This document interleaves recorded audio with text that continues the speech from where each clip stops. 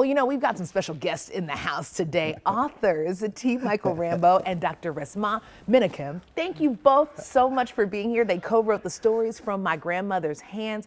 And let me tell you, this is a gift. It's a generational gift. Yeah. It is, because you start to think about these stories and the art of passing it down through generations. Right. Is that what was behind you all wanting to do this project? Yes. Well, it's interesting. As we know, as viewers, and then in the community and abroad, Resmaa has written a New York Times best-selling book called My Grandmother's Hands. And from that, the iteration came, and he can share more about this, that others were talking about the stories that also resonated from this idea of grandmother's hands. And then Resmaa and I have seen each other in community, have interacted together, and I was so fortunate and so blessed to be able to have the chance to collaborate with him as he sought me out and said, "Hey, what you doing?" Right. All good conversations start like that. Let's do this.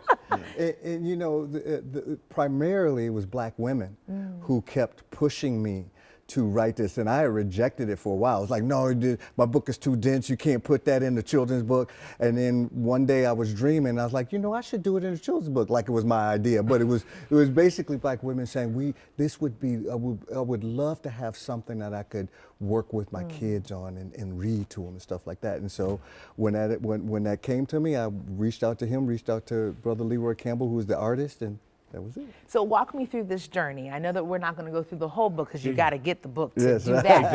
Exactly. But walk me through this journey of what this takes families through. Well, the great thing that audiences, families, as an actor, I always refer to people as audience. That's my thing.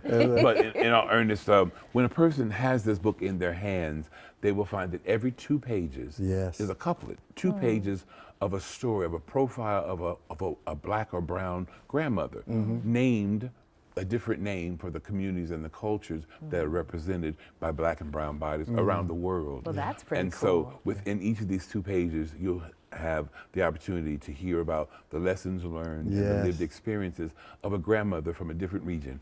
Abuela, Oma, Ava, Granny, Grandma, Big Mama, all our mamas up in there. Right, all the mamas. I always say, I have a nonprofit, and I always say we all need to be mothered. That's exactly right. Just in different ways, and it sounds like that is, you're giving people a chance to do that. And not only is it couplets, but each of the couplets also have a downloadable soundtrack to it. So the book has, inside of the book is a code to download the album. And what we really try and impress upon parents and caregivers is to download it. You spend 2 or 3 weeks listening to the music, reading the book yourself before you read it to your children.